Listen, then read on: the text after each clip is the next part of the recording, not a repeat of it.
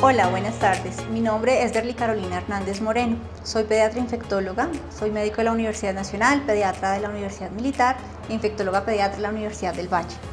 Actualmente me desempeño como directora médica del Centro de Atención e Investigación Médica CAIMED y también me desempeño como infectóloga pediatra del Hospital Militar Central y docente de la Universidad Militar Nueva Granada. Agradezco infinitamente a FIDRO esta invitación a hablar con ustedes de un tema tan importante como es la vacunación. Creo que es un tema que nos tiene que generar muchísima conciencia a todos y cada uno de los seres humanos. Y es por eso que quiero empezar con esa imagen que están viendo, y es cómo se reúnen en todo un consenso antivacunas toda la serie de patógenos bacterianos, virus, parásitos, diciendo, bueno, que pase el siguiente virus, la siguiente pandemia que va a venir a afectarnos. Y los científicos ven a través de su microscopio con gran angustia qué vamos a hacer. Pero ¿qué vamos a hacer?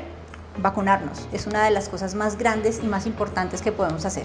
Así que agradezco infinitamente a FIDRO esta invitación y espero que esta conferencia sea de su agrado y que podamos llegar a puntos muy importantes y ser conscientes de la importancia de la vacunación a nivel mundial.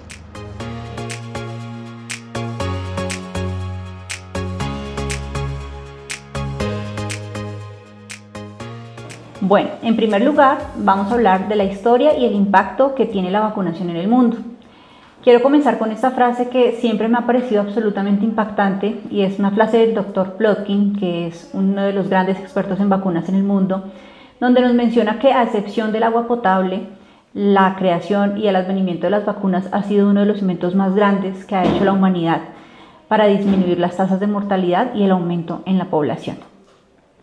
Para empezar un poco con la historia de las vacunas, entonces vamos a contar las primeras experiencias, y esas primeras experiencias se las debemos a Edward Jenner. Edward Jenner, como todos los buenos científicos, hace observaciones inicialmente y se da cuenta que en su tiempo las lecheras, las mujeres que ordeñaban vacas en el lugar en donde él vivía, en ese tiempo existía una enfermedad que era la viruela de las vacas y también el mundo lo estaba quejando la pandemia de viruela. Y él se empezó a dar cuenta que las lecheras de estos lugares raramente se enfermaban de la viruela, pues al parecer cogían la viruela de las vacas, era lo que se decía coloquialmente, y que al parecer eso las protegía de la viruela humana.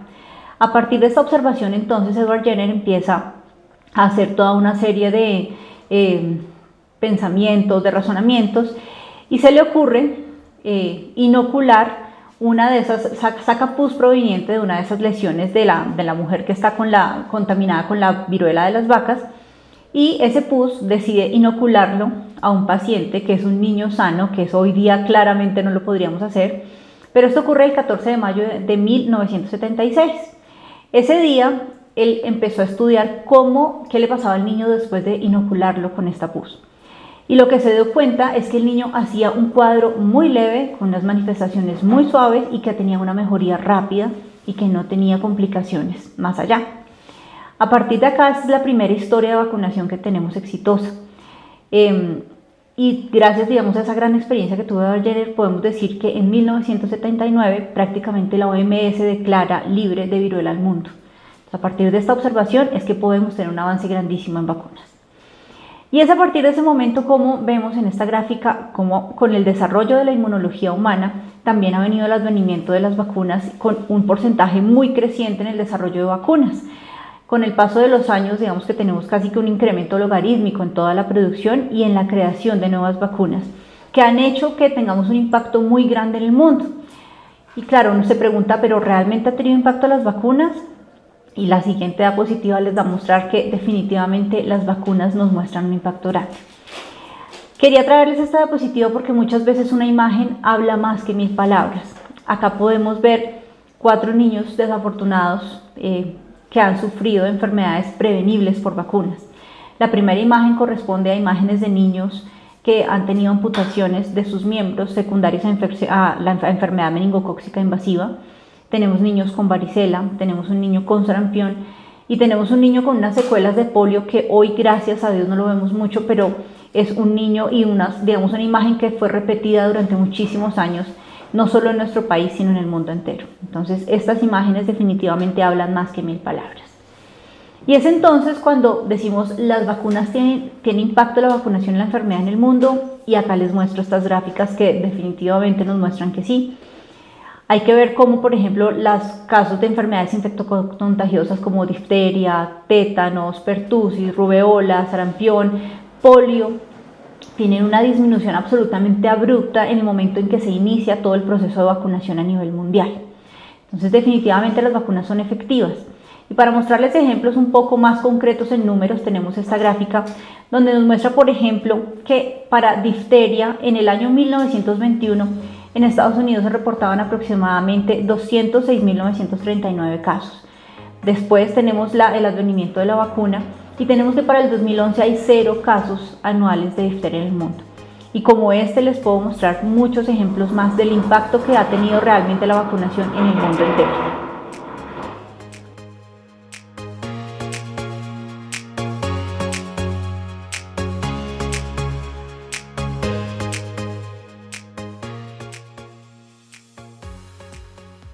Ahora vamos a pasar a nuestro segundo punto. Vamos a recordar cómo funcionan las vacunas en nuestro organismo y qué evolución ha habido en el diseño de las vacunas. Definitivamente hoy día es un reto asegurar costo-efectividad y seguridad, más ahora con COVID-19, que ha sido un reto muy grande sacar vacunas efectivas y eficaces en tiempos récord. Primero que todo, entonces, vamos a hablar de los tipos de inmunidad. Recordemos que la inmunidad se puede adquirir de forma innata o adquirida y tenemos esos dos tipos de inmunidad grandes en nuestro organismo. Y a su vez la inmunidad adquirida puede ser adquirida de forma activa o pasiva. Las vacunas se encuentran dentro de la inmunidad artificial en la parte de la inmunidad activa. Tenemos otras formas de inmunidad como la que adquirimos a través de lactancia materna, por ejemplo, que es una forma de inmunidad pasiva, o a través de la aplicación de medicamentos como inmunoglobulinas o biológicos que, digamos, hacen transferencia pasiva de anticuerpos para defendernos de todos estos patógenos infecciosos. Y es entonces cuando lo que queremos con las vacunas es activar esa respuesta inmunitaria para tener, digamos que el fin último de las vacunas es llegar a tener un set de linfocitos de memoria. Entonces recordemos que inicialmente se hace todo el reconocimiento antigénico para generar toda una activación de nuestro sistema inmunológico, activar toda la respuesta de linfocitos T, también la de células B, presentadoras de antígenos, para finalmente hacer una producción de clones de anticuerpos que sean efectivos en la infección aguda, pero un clon de anticuerpos y de células muy importantes que son el clon de células de memoria, que son las que nos van a servir para cuando tengamos una nueva exposición al agente infeccioso. Y entonces vienen dos conceptos grandes a recordar, que son el de la respuesta inmune primaria y secundaria. ¿Y qué pretendemos hacer con una vacuna? Lo que pretendemos es simular en nuestro organismo una respuesta inmune primaria, es decir, que nuestro organismo conozca por primera vez el agente infeccioso, que haga todo este mecanismo de respuesta inmunológica y genere unos linfocitos de memoria, para que en nuestra segunda exposición al patógeno infeccioso, nuestro cuerpo ya recuerde que tenía defensas contra este patógeno y haga una respuesta muchísimo más poderosa, muchísimo más enfocada y muchísimo más efectiva. Ese es, digamos, que el gran objetivo en vacunación, y es que nuestro organismo conozca el agente infeccioso para que en el momento de enfrentarse a la gran pelea con el agente infeccioso ya tenga con qué defenderse.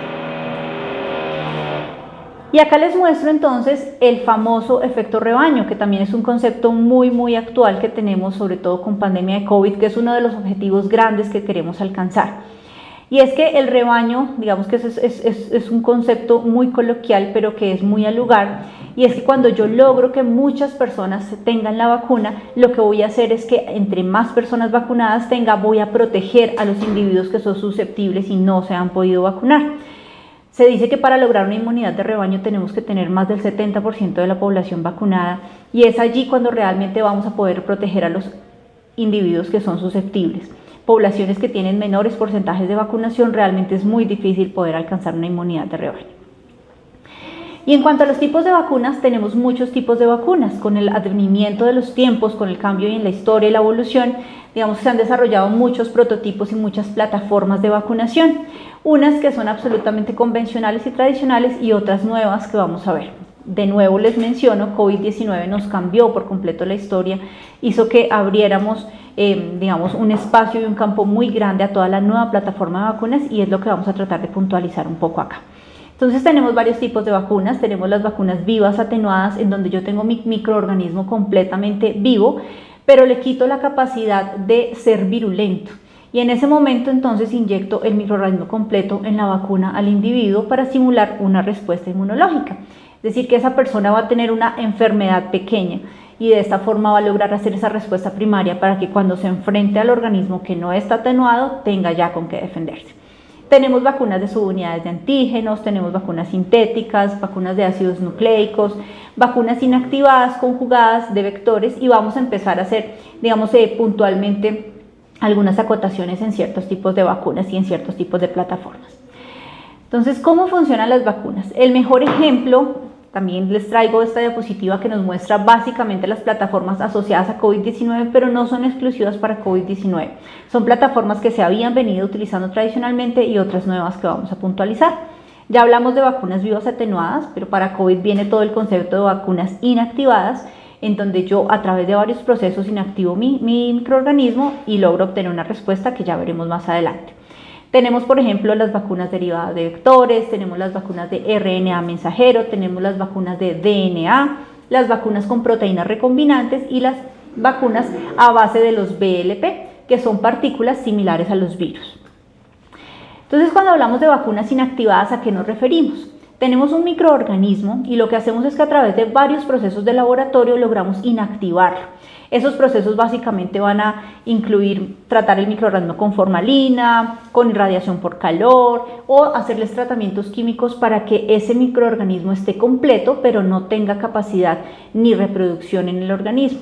Entonces lo que hago es que activo toda mi respuesta inmunológica a partir de la exposición al antígeno extraño, pero no voy a generar, digamos, no va a haber una enfermedad pequeña porque es una vacuna completamente inactiva, es decir, que no tengo el microorganismo haciendo todo lo que haría normalmente en una enfermedad o en un prototipo vivo atenuado. Y finalmente logro también obtener una respuesta robusta porque voy a generar toda una respuesta tanto T dependiente como T independiente. Y dentro de estas vacunas inactivas tenemos una subclasificación en donde están las vacunas combinadas y las vacunas conjugadas. Las vacunas combinadas han permitido, sobre todo en la vacunación en pediatría, disminuir el número, digamos, de aplicaciones, lo que va a mejorar muchísimo, digamos, el costo de dolor que puede implicarle a un niño un chuzón. Y en esas vacunas combinadas, el perfecto ejemplo es la vacuna pentacombinada, que normalmente se menciona como pentavalente del Programa de Inmunizaciones Nacional. Entonces allí lo que tenemos es la combinación de varios patógenos en una sola vacuna. Mientras que también tenemos las vacunas, digamos, de polivalentes, en donde tengo las valencias del mismo microorganismo, pero que me cubre varios serotipos, como por ejemplo la vacuna de neumococo. Y aquí viene otro concepto muy importante para que recordemos, que es el concepto de las vacunas conjugadas. Las vacunas conjugadas son vacunas inactivas, que en general se crean, y lo que se hace básicamente es la aplicación de una proteína transportadora. ¿Por qué? Porque si recordamos cómo es el funcionamiento de nuestro sistema inmunológico, vamos a recordar que los linfocitos T, es decir, para que haya todo un proceso de cooperación BT, yo voy a tener que tener activados mis linfocitos T, para que ese linfocito T haga toda una cooperación con el linfocito B y el linfocito B finalmente haga una producción de anticuerpos neutralizantes. Pero lo que pasa es que ese linfocito T no se va a activar si yo no le presento un antígeno proteico. Si yo le presento un antígeno polisacárido, no voy a generar una respuesta T independiente, que es lo que yo quiero, una respuesta T dependiente, que es lo que yo quiero básicamente con la vacuna conjugada. Entonces, lo que hago es que le adhiero una proteína transportadora a ese polisacárido y genero una respuesta T dependiente que finalmente me va a generar la memoria, que es lo que busco con la vacunación. Estas vacunas en general están autorizadas en niños menores de 2 años, sí requieren de varias dosis para lograr obtener su objetivo, pero son vacunas que nos van a generar inmunidad a muy largo plazo. En tercer lugar tenemos otro prototipo de otra plataforma, que son las plataformas con proteínas recombinantes, y entre estas obviamente también COVID-19 está realizando vacuna con plataforma de proteína recombinante, pero hay otras viejas conocidas como por ejemplo la vacuna de hepatitis B, que utiliza una proteína recombinante. Lo que hago yo en esta plataforma y en este diseño es que yo utilizo una proteína del virus que quiero o de la bacteria que quiero, y lo que hago es que inoculo ese material genético en un transportador, que en este caso va a ser por ejemplo un virus o una bacteria. Y yo lo que hago es que ese virus o esa bacteria, digamos que la pongo en un cultivo celular. ¿Para qué? Para que infecte todas estas células haga todo el proceso de transformación y de liberación de la proteína en estas células, y las células hagan todo el proceso de transcripción de ese genoma viral y finalmente expresen la proteína del virus. Entonces, en este momento ya yo voy a tener una proteína que no es la proteína original del virus, pero que es una proteína recombinante a partir de ese material genético que utilicé inicialmente. Y es así entonces también como se han utilizado estas plataformas para vacunas convencionales como hepatitis B y también vacunas para COVID-19. Una vez yo tengo mi proteína recombinante, utilizo algunos adyuvantes que generalmente son lipídicos, que me van a permitir un mejor ingreso a la membrana celular y generar toda la respuesta inmunológica T dependiente, siendo un antígeno proteico que me va a generar una respuesta a largo plazo importante. Vienen ahora las vacunas basadas en vectores virales, que estas vacunas también adquirieron mucha fama con el advenimiento del COVID-19. ¿Qué hago yo en las vacunas derivadas de vectores? Entonces lo que yo utilizo es un virus convencional, pero lo ideal es utilizar un virus que en general no sea humano. Por eso muchas veces para estas vacunas se han adoptado, por ejemplo, adenovirus del chimpancé. ¿Por qué? Porque si yo utilizo el adenovirus convencional humano, es muy probable que gran parte de la población tenga defensas ya contra ese adenovirus y lo que haga sea inactivar mi vacuna. Entonces, por eso se utilizan adenovirus de otros prototipos de otras especies. Entonces, dentro de ese adenovirus que está completamente inactivado y debilitado, yo inserto la proteína de mi patógeno y al insertar el material genético en ese vector, hago que mi vector empiece a hacer transcripción de esa proteína, de ese genoma de esa proteína, y finalmente entonces tengo yo un virus modificado.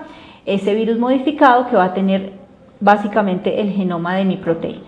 Entonces en ese momento yo hago la inyección en el organismo y se va a hacer todo el proceso de liberación como si el virus estuviera infectando la célula, pero recordemos que es un virus completamente inactivo, pero sí va a liberar el material genético de la proteína que yo quiero expresar de mi patógeno. Esa proteína se va a hacer transcripción en toda la parte del citoplasma y finalmente la célula va a producir anticuerpos específicos neutralizantes contra esa proteína. Ese es el modelo específico de las vacunas basadas en vectores.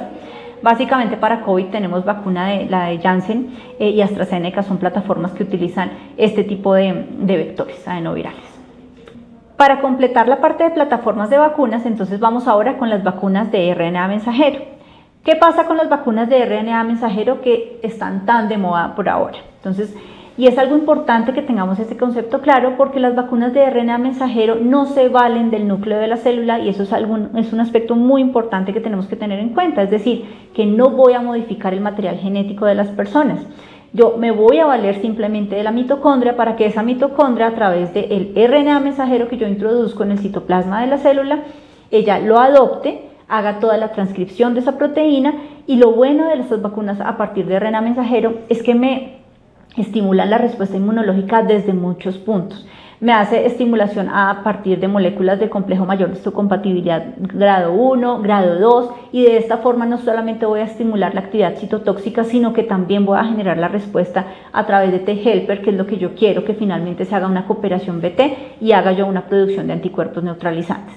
Entonces aquí lo importante es que utilizamos RNA, es decir, que en ningún momento modificamos ni entramos en el núcleo de la célula de las personas. Se vale de todo el mecanismo mitocondrial para hacer toda la transformación. Y entonces viene una pregunta importante, bueno, y entonces esas plataformas solamente se utilizaron para COVID, sobre todo la de vacunas de RNA mensajero, y la respuesta es no. Yo creo que esta parte de vacunas de RNA mensajero abrió un espacio grandísimo en toda la parte del desarrollo de vacunas y hoy día, como ven ustedes en la diapositiva, no solamente tenemos plataformas de RNA mensajero para COVID, sino tenemos para virus de influenza, Zika, paludismo, HIV, virus sincitial respiratorio, que es una patología muy impactante en el mundo entero para la población pediátrica, ébola, virus de la rabia. Entonces, fíjense que son muchísimos patógenos, que se están beneficiando de este tipo de plataformas de vacunación. Bueno, y aquí viene algo que quiero contarles en cuanto a la evolución del diseño de vacunas, porque es una pregunta muy frecuente que nos hacen a los infectólogos. Entonces nos dicen, bueno, pero ¿y cómo yo estoy seguro que una plataforma de una vacuna que normalmente se demoraba 13 años, ahora se demora 24 meses? Entonces aquí les muestro. Claro que sí, inicialmente con los esquemas y las plataformas tradicionales de vacunación podíamos demorarnos entre 10 y 15 años para obtener una vacuna, pasando por todas las fases exploratorias, preclínicas y clínicas que veremos más adelante. para finalmente obtener una vacuna en comercialización. ¿Y qué pasó con COVID? Entonces pasaron de ser 15 años a ser de 12 a 24 meses. Pero aquí el mensaje importante es que en esto ya se venía trabajando tiempo atrás. De hecho, la vacuna de COVID-19 de RNA mensajero fue muy fácil, digámoslo así, hacerla, porque todos los estudios venían haciéndose ya sobre otro virus, sobre otro coronavirus, que permitió ya que tuvieran el trabajo muy adelantado en esta plataforma de vacunas. Entonces simplemente cuando llegó pandemia hubo que cambiar obviamente algunas cosas de la plataforma y la estructura de la vacuna, pero hizo que todos estos tiempos se acortaran porque los mecanismos obviamente son diferentes y digamos que se valen de los mecanismos propios celulares para generar toda la respuesta inmunológica. Y entonces nos hacemos una pregunta que quisiéramos tener todos, ¿cierto? Entonces, ¿cuál es la vacuna ideal? Entonces, estas son las características de una vacuna ideal. Una vacuna ideal es una vacuna que sea eficaz y que sea efectiva contra la enfermedad en todos los ambientes en donde yo la utilice, que me proteja a largo plazo contra la enfermedad, que sirva para todas las edades, que sea fácil de administrar, preferiblemente no invasiva. Y aquí viene algo muy importante, y es que dentro de estas nuevas plataformas existen otras vacunas que son las vacunas que dependen de DNA, es decir, que infunden plásmidos dentro del organismo para que se adhieran al DNA y a partir de allí se transcriban las proteínas y se genere la respuesta inmunológica. Y digamos que esto es una plataforma grande en cuanto a las vacunas transdérmicas o las vacunas por electroporación, por ejemplo, que disminuye toda la parte de inyección de la gente y al parecer favorece muchísimo más la respuesta inmunológica en el individuo. Vacunas que sean en dosis única idealmente, que sea segura, es decir, que los efectos secundarios sean mínimos o inexistentes, que sea una vacuna estable, y eso sí que fue un problema al principio. De hecho, muchos de los estudios que se están haciendo ahora, por ejemplo, con ciertas vacunas de COVID, es intentar tener una vacuna que sea estable, sin unas condiciones tan específicas de temperatura, porque las cadenas de frío alteran muchísimo toda la conservación de vacunas, pero es muy importante llegar a toda la población. Entonces es una de las cosas que se está tratando de modificar en algunas vacunas. Que sea una vacuna estable, que sea fácil de fabricar, que no tenga un costo tan elevado y que sea compatible con otras vacunas. Esa es la vacuna ideal.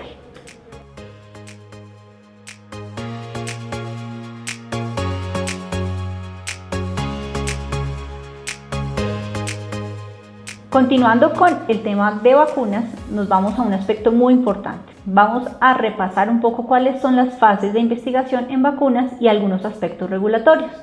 ¿Qué pasa cuando una nueva vacuna viene al mercado? Entonces, en primer lugar, tenemos toda la parte de estudios clínicos, pero los estudios clínicos se dividen en fases preclínicas y en fases clínicas. La fase preclínica son todos los estudios de laboratorio, en donde hacemos todos los estudios en cultivos celulares, donde vemos cómo funciona, después que vemos que en los cultivos celulares al parecer hay éxito con respecto, digamos, a eliminar el organismo. Entonces viene toda la parte de cómo funciona en un ser vivo no humano, y allí es cuando realmente hacemos los ensayos en animales. Es importante que tengamos en cuenta que a través del paso de los años también la investigación en animales se ha regulado y hoy día también hay códigos de ética para investigación preclínica. Así que no solamente tenemos regulación en la fase clínica de investigación, sino en la fase preclínica. Y también es importante anotar que para que estos estudios preclínicos se den, tiene que haber estudios epidemiológicos fuertes, robustos, que nos muestren las necesidades reales que tiene nuestra población, que justifiquen que realmente vale la pena y que necesitamos una nueva vacuna. Pasamos entonces a la fase 1, cuando ya todos estos estudios preclínicos están listos. Vienen estos estudios en donde básicamente queremos ver cuál es la seguridad de esta vacuna en los humanos. En general, todos los estudios fase 1 contemplan seres humanos sanos y son muy pocos seres humanos voluntarios sanos que quieran participar en investigación. ¿Qué miran estos estudios fase 1? Básicamente cómo funciona la vacuna en el cuerpo, es decir, la farmacométrica, que incluye farmacocinética, farmacodinámica, es ver qué hace el cuerpo con la vacuna y qué le hace la vacuna al cuerpo en condiciones ideales. Como les decía, estos son estudios con pocos sujetos. Una vez pasamos esta fase 1 y demostramos que hay efectividad y que es una vacuna segura, nos vamos para la fase 2 de los estudios clínicos. Y esos estudios de fase 2 siguen evaluando seguridad. Si ustedes ven la diapositiva y se dan cuenta, la seguridad es algo transversal a todas las fases de investigación. Incluso en la postcomercialización se sigue viendo toda la parte de seguridad de una vacuna. En los estudios fase 2 entonces tenemos un número un poquito más grande de sujetos, decenas a cientos, tenemos entre 100 y 1000 sujetos, y básicamente lo que seguimos viendo en estos estudios es la seguridad del producto y empezamos a determinar rango de dosis, cuál es el rango máximo permitido para darle paso entonces a los estudios fase 3. En los estudios fase 3 continuamos evaluando la seguridad de la vacuna, pero ya empezamos a ver eficacia de la vacuna. Estos estudios son los estudios más grandes y también en general son los estudios más largos. En general los estudios fase 3 ya se hacen comparaciones, entonces aquí ya se hacen los ensayos aleatorizados. Cuando no hay un comparativo se hacen ensayos con placebo, que están permitidos y regulados en el mundo entero, ya vamos a ver cómo. O también se puede hacer ensayos aquí combinando, digamos, ciertos biológicos y ciertas vacunas. Pero en fase 3 seguimos evaluando seguridad y empezamos a ver la eficacia de vacunación. Cuando llegamos a la fase 3, los laboratorios, los patrocinadores dicen, listo, estamos listos, es hora de presentar la vacuna a los entes regulatorios. Y es allí cuando ya es aprobada una vacuna, que es un proceso bastante complejo y en algunos casos muy demorado, dependiendo obviamente de todos los procesos regulatorios que hay en cada uno de los países, que sale la vacuna al mercado. Pero allí no acaba la investigación. La investigación continúa y son los estudios post-comercialización o los estudios que pertenecen a la fase 4 de vacunas, son muy importantes porque son estudios que nos van a dar la seguridad y los datos suficientes para entender qué pasa a mediano y largo plazo con estas vacunas, ver la respuesta y la inmunogenicidad que tenemos a largo plazo, ver si es necesario tener un booster de vacunación como estamos viéndolo, por ejemplo, con vacuna de COVID, como se vio con influenza, que se sabe que dada la variabilidad del virus probablemente tengamos que tener vacunas diferentes de acuerdo a la estacionalidad. Entonces son muy importantes estos estudios por post-comercialización porque nos van a permitir, además de lo que les menciono, también ver si podemos utilizar esta vacuna en otras poblaciones y con otras indicaciones, además de las mencionadas inicialmente y para las que se aprobó inicialmente los estudios. Entonces estos estudios ya, digamos que se expanden a toda la población, ya no solamente tienen sujetos sanos al igual que la fase 3, ya también hay sujetos sanos y también susceptibles con inmunocompromiso. Obviamente cada una de las poblaciones de acuerdo a su vulnerabilidad regulada por todas las leyes internacionales en investigación clínica. Bueno, entonces para resumir, el proceso del desarrollo de una nueva vacuna tiene tres partes: los epidemiológicos, que nos permiten identificar las necesidades; los preclínicos, en donde tenemos el desarrollo del biológico de la nueva molécula; y los clínicos, en donde evaluamos farmacométrica, seguridad, dosis y eficacia de la vacunación. Y entonces cuando se aprueba una vacuna, ¿qué pasa? Una vez el laboratorio tiene listos los estudios fase 3, dice vamos a presentarlo, pero esto tiene que tener toda una serie de procesos. Hay dos entes grandes a nivel mundial en Estados Unidos, y para la parte de Norteamérica tenemos la Food and Drug Administration, que es la FDA, que es la que permite, digamos, toda la regulación y la aprobación de nuevas vacunas y de nuevas indicaciones de las vacunas. Y por el lado, digamos, del continente europeo tenemos la parte de la EMEA, que es, digamos, que es la Agencia de Medicinas Europea. La mayoría de vacunas y estudios clínicos de vacunación pasan por estos entes regulatorios antes de llegar a nuestros entes regulatorios. Pero una vez se propone un estudio de vacunación para un país como el nuestro, no entra de repente y de un día para otro se hace. Tiene que pasar a través de todos los entes regulatorios colombianos y el principal ente que nos rige en este caso es el INVIMA. Al INVIMA lo presenta el patrocinador, el laboratorio que tiene una nueva vacuna, presenta todos los estudios, los argumentos, el costo-beneficio, el riesgo-beneficio, todas las implicaciones que puede tener, digamos, de hacer este estudio de investigación o tener esta nueva vacuna en el país. INVIMA hace toda una serie de estudios. Eso también cambió mucho con COVID. Con COVID los procesos de INVIMA se acortaron mucho. Digamos que esto cambió en el mundo entero, no solamente para Colombia, pero permitió, digamos, que se enfocara muchísimo más todo el proceso regulatorio y que se estandarizaran más mucho todos los procesos. Ahora que ya estamos, digamos, saliendo de esta fase tan crítica que hemos tenido durante estos 2 años, INVIMA ya empezó otra vez de pronto a retomar toda la parte del resto de estudios clínicos no COVID, que son absolutamente fundamentales también para nuestro país. Esto hablando de estudios clínicos, pero cuando hablamos de una vacuna que ya está aprobada en otros países y se busca aprobación en nuestro país, también tiene que pasar por los mismos entes regulatorios, e INVIMA y Ministerio son los dos principales que aprueban o no aprueban la comercialización y la aplicación de esta vacuna en nuestra población. Esta diapositiva me parece muy importante porque uno de los miedos grandes de las personas es que cuando quieren pertenecer a un ensayo clínico o cuando quieren aplicarse una vacuna, y nos pasó mucho con COVID, viene toda la parte de creencias y mitos, en que estamos siendo conejillos de indias para experimentación. Y yo creo que ya hemos visto todos los pasos que tiene que pasar una vacuna para llegar a la fase de comercialización. Y siempre le digo a mis pacientes que una de las cosas más importantes en vacunas es que es una de las industrias más reguladas en el mundo entero. ¿Por qué? Claro, por casos desafortunados, casos como por ejemplo el caso de sífilis en Estados Unidos, en donde observaron injustamente e inequitativamente a una población vulnerable durante años, teniendo el remedio para la enfermedad, pero no aplicándoselo a esas personas. Son casos que no pueden volver a repetirse, pero a partir de estos casos atroces, en algunos casos y por ejemplo en las guerras mundiales que tuvimos también, absolutamente experiencias atroces con los seres humanos, surgieron muchas cosas que hoy día nos permiten tener regulada toda la investigación clínica. Esto es una línea de tiempo en donde les muestro cómo en 1906 aparece la FDA, que es precisamente la agencia regulatoria de manufactura y medicamentos de Estados Unidos, y después viene, después de la Segunda Guerra Mundial, el Código de Nuremberg, que yo creo que fue uno de los códigos más importantes para no repetir esas historias tan atroces que mencioné anteriormente, en donde nos menciona todos los 10 principios de investigación y en donde se tiene al sujeto y al individuo de investigación como un sujeto de derechos, en donde él debe consentir su voluntad para participar, donde si yo tengo un nuevo medicamento o una nueva vacuna, tengo que justificar el riesgo-beneficio para la población y para los seres humanos. Viene después en 1964 la Declaración de Helsinki, después viene el reporte de Belmont, donde hablamos básicamente de respeto a las personas, justicia, no maleficencia, y finalmente viene la Conferencia Internacional de Armonización en 1996, en donde ya se regula a nivel mundial todas las prácticas en investigación clínica. Entonces, para que una vacuna salga al mercado, tiene que haber pasado por todos estos estudios preclínicos, clínicos, y tiene que tener toda la rigurosidad necesaria para poderlo hacer. ¿Por qué es importante tener claro esto? Porque desafortunadamente hoy día nos enfrentamos a muchos grupos antivacunas que lo que pretenden, digamos, es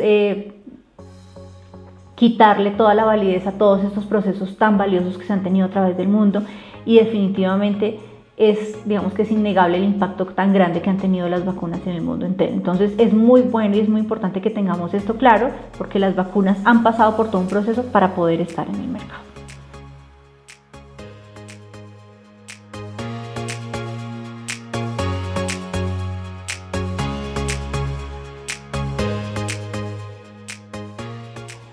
Por último, vamos a hablar de los esquemas y las coberturas en Colombia. ¿Qué pasa con la vacunación en Colombia? Y esto sí que es importante.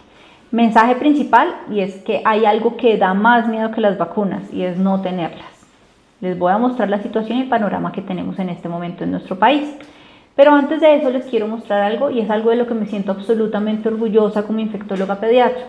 Y es que con orgullo y saco pecho diciendo que Colombia tiene uno de los mejores esquemas de vacunación de Latinoamérica. Nosotros, yo creo que no un gobierno, sino que muchos gobiernos han hecho un esfuerzo muy importante, y hoy día podemos decir que tenemos uno de los PAI más robustos para nuestro país. Esto simplemente es para hacerles un recorderis de las vacunas que tenemos todos, las vacunas obligatorias a las cuales tienen derecho nuestros niños. Tenemos que la vacunación empieza en la época de recién nacido, después vamos con vacunas de 2, 4, 6 meses. Básicamente aquí tenemos vacunas de todos los tipos. Entonces dentro de las vivas atenuadas tenemos por ejemplo vacuna de BCG, que es importante saber que no la podemos poner en pacientes con sospecha de inmunocompromiso al momento del nacimiento. Tenemos la vacunación de hepatitis B, y esa vacuna de hepatitis B, que es la primera dosis del PAI, es una vacuna que no cuenta dentro de las 3 dosis de vacuna, porque es una vacuna que se pone para disminuir el riesgo de transmisión vertical de hepatitis B de la madre al hijo. Entonces es una vacuna, digamos, como una excepción del esquema de vacunación. Después viene el esquema de 2, 4 y 6 meses, donde tenemos la introducción de vacuna pentacombinada, que nos incluye difteria, pertusis, tétanos, hemófilos influenza tipo B, que antes era causa de enfermedad invasiva y meningitis muy importante, y tenemos hepatitis B también dentro de la pentacombinada. Viene también polio, y algo importante en la vacunación de polio en nuestro país es que, así como en el mundo entero se está haciendo una lucha por erradicar el polio del mundo entero, nuestro país también se adhiere a él, y estamos haciendo toda la transición de vacuna. Antes teníamos una mezcla, inicialmente solamente vacuna oral, que era viva atenuada, pero ahora estamos haciendo el paso a vacuna intramuscular. Nuestras 3 primeras dosis básicas del esquema de vacunación van con vacuna de polio intramuscular, y solamente estamos poniendo vacuna oral de polio en el refuerzo de los 18 meses. Importante, ¿por qué? Porque ya sabemos que hay en el mundo entero descritos casos de polio asociado a la vacuna o de polio derivado en vacuna, y aquí es muy importante que en escenarios donde hay pacientes con sospecha de inmunocompromiso, los niños deben recibir vacuna intramuscular para evitar el riesgo de exponer a los inmunocomprometidos al polio. Vacunar. Tenemos vacuna de rotavirus a los 2 y 4 meses, que es una vacuna oral, también es una vacuna viva atenuada. En general, las vacunas que se dan de forma oral son vacunas vivas atenuadas porque lo que buscan hacer es un proceso de replicación intestinal. Y tenemos neumococo, que en nuestro país adoptamos un esquema 2+1. En este momento en nuestro país tenemos la vacuna de 10 valencias. Se está haciendo toda la discusión en el gobierno y en toda la parte del plan ampliado de inmunizaciones para hacer la transición a vacuna de 13 valencias. Ambas vacunas son muy buenas y han tenido muy buenos resultados, pero con el paso del tiempo y la enfermedad de reemplazo por serotipos, tenemos serotipos virulentos que están incluidas en una y no en otra y podrían llegar a ser un problema de salud pública importante, y es por eso que se ha hecho todo el análisis y la solicitud de parte de las sociedades científicas para el cambio en la vacuna. Después tenemos a los 6 meses la introducción de vacunación contra influenza. Tenemos 6 y 7 meses contra influenza. Datos importantes y tips importantes. La vacuna de influenza intramuscular no es una vacuna viva atenuada, es una vacuna inactivada. Entonces, ese es otro falso mito de vacunación que hay que romper, que si me vacuno contra influenza me voy a morir de influenza. Lo que pasa es que, claro, como las vacunas son inmunogénicas y despiertan la respuesta TH2, es muy probable que en algunos casos haya alguna sintomatología similar a la influenza, pero no quiere decir que exista la enfermedad. Lo otro que pasa muy frecuentemente es que cuando nos vacunan con influenza es probable que el niño esté incubando por este tiempo un virus, más ahora que ya volvimos a toda la normalidad de la apertura social, y que digamos que sea concomitante la aparición de los dos, y obviamente pues los síntomas van a aparecer un poco más fuertes. Al año de vida entonces tenemos primera dosis de varicela, que es una vacuna viva atenuada y tiene que tener mucho cuidado y contraindicación en pacientes con inmunocompromiso severo. Tenemos MMR, que es sarampión, rubiola y paperas, que también es una vacuna viva atenuada y hay que tener mucha precaución en pacientes con inmunocompromiso porque en general está contraindicada en ellos, pero para el resto de niños sanos tienen que llevarla y es muy importante. ¿Importante por qué? Porque tenemos que mejorar esas coberturas de vacunación. Digamos que ha habido un problema desafortunado, y es que en algunos otros países los esquemas de vacunación no son tan robustos y muchas, digamos, hubo en el 2018-2019 algunos brotes de sarampión, precisamente secundario a toda la población migrante que estaba con un esquema de vacunación incompleto pues para nuestro país, y tuvimos casos. Por eso es importantísimo fomentar la vacunación tanto a nacionales como extranjeros, porque también ellos tienen derecho a vacunarse con nuestro país una vez están en territorio nacional.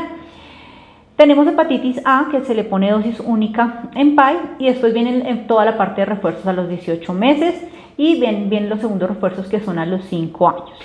Después que viene vacunaciones muy importantes como vacunación para virus de papiloma humano en niñas a partir de los 9 años, vacuna muy importante, también muy mitificada. Desafortunadamente el 70% de las cosas que se dijeron en el momento en que surgió, por ejemplo, el problema de las chicas de Carmen de Bolívar, fue información que no fue verídica. Entonces, digamos que son mitos en vacunas y situaciones que son desafortunadas porque le quitan el potencial de efectividad de una vacuna. BPH es prácticamente la única vacuna que protege de un cáncer a las mujeres, y desafortunadamente el cáncer de cuello uterino es la causa de mortalidad por cáncer más importante de las mujeres en nuestro país, así que no podemos perder esa oportunidad en vacunación. Viene para las mujeres en edad fértil toxoide tetánico y diftérico en la presentación de adulto, y viene toda la vacunación de gestantes. La vacunación de gestantes es primordial. Básicamente en este momento tenemos 3 vacunas autorizadas en gestantes. Tenemos influenza estacional, tenemos COVID-19 y tenemos la vacuna de TDAP acelular. ¿Por qué es importante? Vamos a hacer un comentario rápido acerca de esto. Pandemia del 2009 H1N1 mostró que las embarazadas morían por influenza y tenían muchísimas más complicaciones asociadas a influenza. Eso es una justificación suficiente para vacunarlas a ellas. También tenían frutos más prematuros con muchas más complicaciones en el momento del parto, incluso mortinatos secundarios a su infección por influenza. Es decir, que las mamás se benefician de vacunarse contra influenza. Con tosferina particular, que también aplica para influenza. ¿Por qué vacunamos para tosferina a las mamás? Con el paso de los años, si bien es cierto que la vacuna de tosferina del esquema básico es muy buena, la inmunogenicidad se va perdiendo. Digamos que los anticuerpos se van volviendo senescentes y vamos perdiendo toda esa capacidad inmunológica. Cuando las mamás se embarazan, tienen la capacidad de hacer transmisión de anticuerpos placentarios a sus bebés. A partir, digamos, del segundo o tercer trimestre hay paso de anticuerpos transplacentarios y es muy importante para ese paso transplacentario para que los niños, una vez nazcan, tengan un set de vacuna de anticuerpos pasados, o sea, que le pasaron a través de la placenta de su mamá. ¿Por qué? Porque estos niños están desprotegidos los primeros 2 meses de su vida. Hasta los 2 meses de vida ellos reciben su primera vacuna contra tosferina. Y lo que se ha visto es un resurgimiento de los casos de tosferina en el mundo entero, hace más o menos unos 20 años para acá. Y lo que nos hemos dado cuenta, lo que muestra la literatura, es que los principales transmisores de tosferina son los abuelos y los trabajadores de salud. Así que es inminente la vacunación para estas mujeres, es importantísima porque este bebé va a nacer con algo de inmunidad. Al principio se plantearon estrategias en otros países como la estrategia Capullo, que es muy importante, pero costo efectivo es una estrategia costosa, así que se adoptó la estrategia de vacunar embarazadas y ha sido hasta el momento una estrategia bien importante y bien exitosa para estos bebés recién nacidos. Y por último tenemos COVID, que básicamente tiene la misma aplicabilidad en cuanto a influenza, es proteger a la mamá. Tenemos varios casos no despreciables de mamás gestantes que tienen sus bebés pretérmino porque hacen neumonías por COVID muy complicadas, niños prematuros, mortinatos, es decir que es una vacuna que tiene un impacto importante en la edad gestacional. Y tenemos vacunación para COVID-19, básicamente adultos de 18 años con todas las plataformas que les menciono en la diapositiva, adolescentes de 12 a 17 años hasta el momento autorizado vacuna de Pfizer Moderna, vacunación de niños de 3 a 11 años con vacuna de Sinovac y vacunación para gestantes por encima de la semana 12 para COVID-19 con vacuna de Pfizer. ¿Qué tenemos más en PAI colombiano? Entonces, estas son cosas que a veces desconocemos, pero nuestro PAI le ofrece también vacunas a otra población diferente a los niños y a las que les mencioné previamente. Y es que en el adulto mayor en algunos departamentos también están protegidos. Por ejemplo, en Bogotá todos los adultos mayores de 60 años tienen derecho a vacunarse contra influenza estacional anualmente y contra neumococo. Igualmente las personas que tienen entre 19 y 59 años y sufren de enfermedades como asma. Digamos que nuestro PAI ampara a esas personas y cubre la vacunación para estos individuos. Individuos inmunocomprometidos, como por ejemplo convivientes con pacientes que tienen VIH o pacientes VIH positivos, se les cubre la vacunación intramuscular con vacunas inactivas y para sus convivientes también para evitar, por ejemplo, el problema del polio derivado de la vacuna. Y poblaciones tan especiales como los prematuros. A veces desconocemos estos datos, pero por ejemplo, por lineamiento nacional, todos los prematuros tienen derecho a ser vacunados con vacuna hexavalente y no con la pentacombinada en el esquema de vacunación básico a los 2, 4 y 6 meses de vida. Son datos que a veces desconocemos, pero que son útiles y que los tenemos a la mano para poderlo hacer en nuestros pacientes. Y entonces vamos a pasar ya a la parte, después de contarles un poquito y recordar PAI, vamos a pasar un poquito a la parte de cobertura de vacunación, y esto es un dato que no muestro con tanto orgullo porque nos falta muchísimo, y 2020 y 2021 fueron años muy críticos para las coberturas de vacunación. Se supone que para poder considerar una tasa exitosa de cobertura de vacunación son vacunaciones con coberturas por encima del 95%, por encima del 90% aceptables, 95% ideal. Y lo que les voy a mostrar los datos a continuación es de varias, de coberturas de algunas vacunas para 2020 y 2021 y las proyecciones, y los datos no son muy alentadores. Entonces, fíjense en esta diapositiva, por ejemplo, cobertura con BCG en recién nacidos.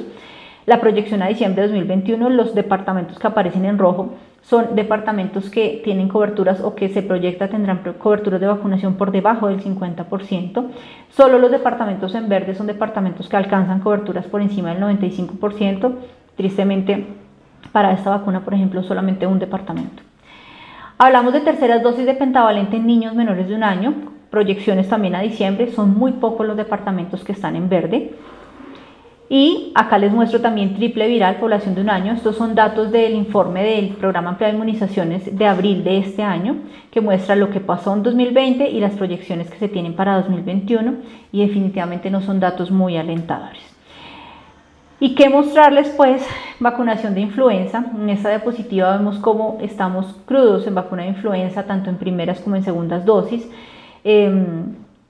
Y para trabajadores de salud alcanzamos apenas un 60.5% de cobertura de vacunación. Entonces, Cuando decimos que el ejemplo empieza por casa, pues claramente no estamos dando ejemplo, y esto es algo que quiero motivar a partir de esta charla y llegar pues a tocarles pues y a llegarles el mensaje para que se lleven a casa. Entonces, retos grandísimos tenemos, las coberturas bajaron mucho con pandemia.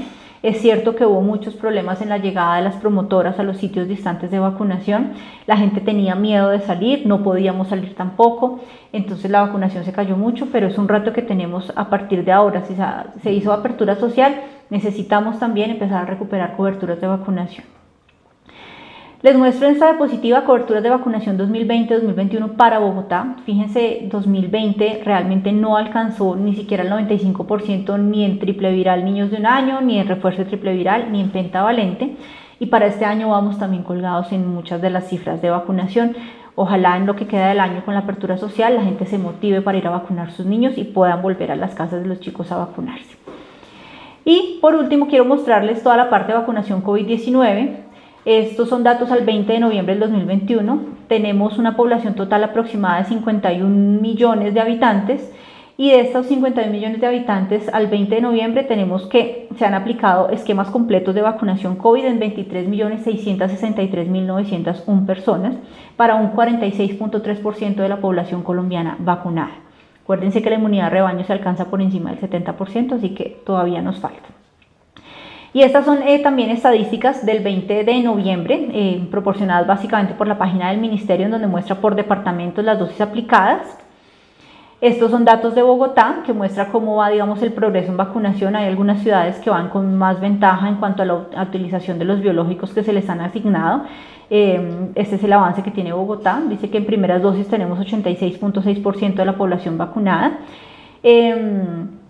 Y menciona el dato de la vacunación recientemente iniciada para niños entre 3 a 11 años, y ya se han aplicado 189.511 primeras dosis de niños de 3 a 11 años. Entonces, casi que para cerrar, estos son retos que nos quedan a todos. Primer reto, mantener el estatus como un país libre de sarampión, rubéola y síndrome de rubéola congénito. Y eso solamente se va a poder hacer vacunando mujeres en edad fértil, vacunando niños con sus esquemas completos con refuerzos. 2. Mantener el estatus de la erradicación de polio en Colombia. Eso es una tarea muy grande que tenemos y solo se va a conseguir si logramos completar esquemas con refuerzos completos para nuestros niños. 3. Dejar de perder oportunidades para vacunar gente. Muchas oportunidades para vacunar niños se están perdiendo. Se están perdiendo ¿por qué? Por falsos mitos en cuanto a contraindicaciones de vacunación. Entonces, falsas alergias que realmente no son alergias, anafilaxias que no son anafilaxias, de pronto cuadros catarrales que no son contraindicación para aplicar una vacuna. Entonces son todas esas oportunidades que no podemos seguir perdiendo en vacunación. Cuarto, combatir con conocimiento el miedo a la vacunación. Si como médicos estamos robustos, tenemos datos, mostramos los datos y le damos tranquilidad a las personas, seguramente se van a ir con un mensaje de querer vacunarse. Quinto, ampliar las coberturas. No podemos seguir con esas coberturas de vacunación, tenemos que subir ese porcentaje a como de lugar. Es importantísimo vacunarnos por todos los beneficios que les estoy mostrando. Y sexto, que definitivamente no puede faltar, es un trabajo conjunto con gobiernos, sociedades científicas, en actualizar, cambiar vacunas, introducir o no vacunas nuevas en el país.